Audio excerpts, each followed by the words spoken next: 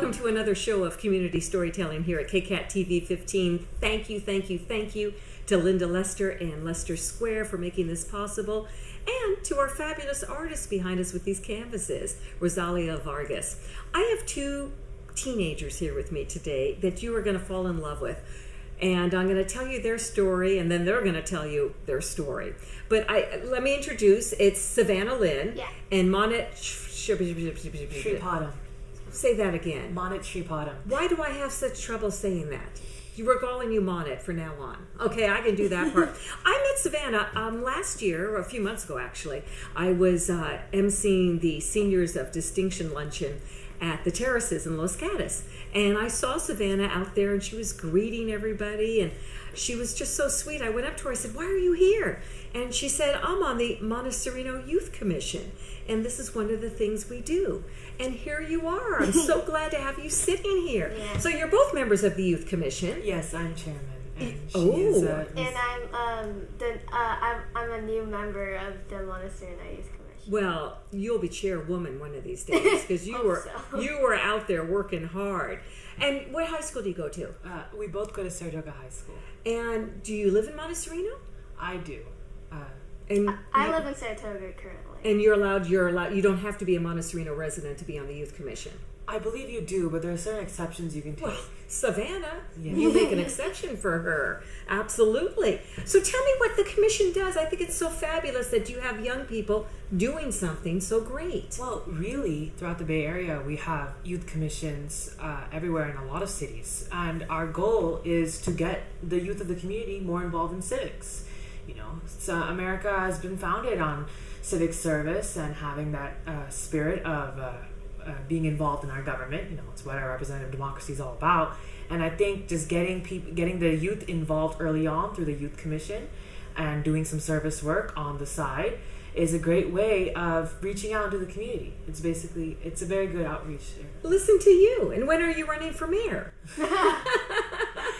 Wow, that's great. That's great. Do you want to be a politician? Yes. I can tell. I know. Yeah. You've got it down already. Savannah, what do you want to be?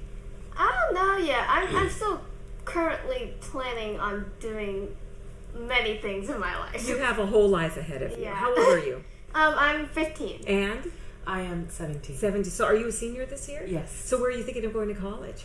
Oh, well, I'm applying to a lot of schools, but I hope to pursue my major in international relations and information technology at Carnegie Mellon University. Just a little college. Just a little college. I think you will be there. Hopefully. I think you will be there. So, Savannah, tell me some of the things you do for the Youth Commission. Well, I'm a new member, so at first I'll be like, oh, it might be like a small little youth commission that I could just join and do some volunteer work to get like school hours. That was my thought when I joined it. But actually, when I went to the first meeting, I was totally excited, almost like nervous really, because I didn't know anyone since I was from a different school, and Manit here is a senior, so freshman to senior doesn't really talk a lot. They never talk. Yeah. So I was really nervous, but when I did my first volunteering work where I met you, it was so fun. Like me and a few other commissioners were there, greeting people and leading them through the doorway into the ceremony. It was, even though it was like a small work that I did, it was honestly like a good experience for like greeting people, being polite, manners. So it taught me a lot. And afterwards we did a hygiene drive, which I was so excited for, and it was to help kids with low-income family at the school, and we did a fundraiser to help them get like shampoo, soap, deodorant, and feminine hygiene products. Yeah, to let them be hygienic, really, so they could go to school properly and very self-confident with themselves, because many low-income families doesn't want to go to school because of the way they dress and how people may look at them because they don't have the money to buy these tools. So we did a hygiene drive, and I hope it really worked for them. I'm sure it did. Definitely. I think that, we worked with Mothers Against Poverty for this program and this drive we're going on. And our goal really is that a lot of times for these schools, attendance is linked to funding or the resources they are able to acquire. And so by boosting attendance and by making sure that these low-income children have the access that they need to what is sanitation is a basic human right.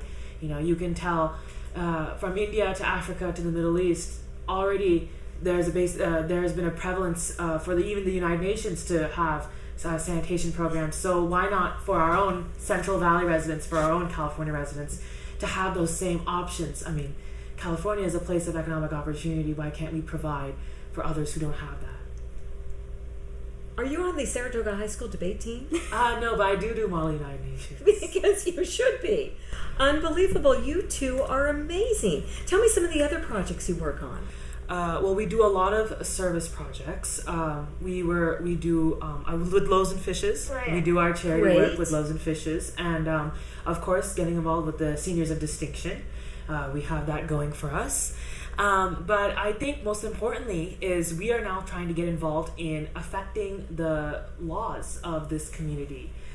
In recent years, we have with the political divisiveness of this nation, we realized that the really almost a call to arms for the youth to get involved in politics, and especially with the midterm approaching.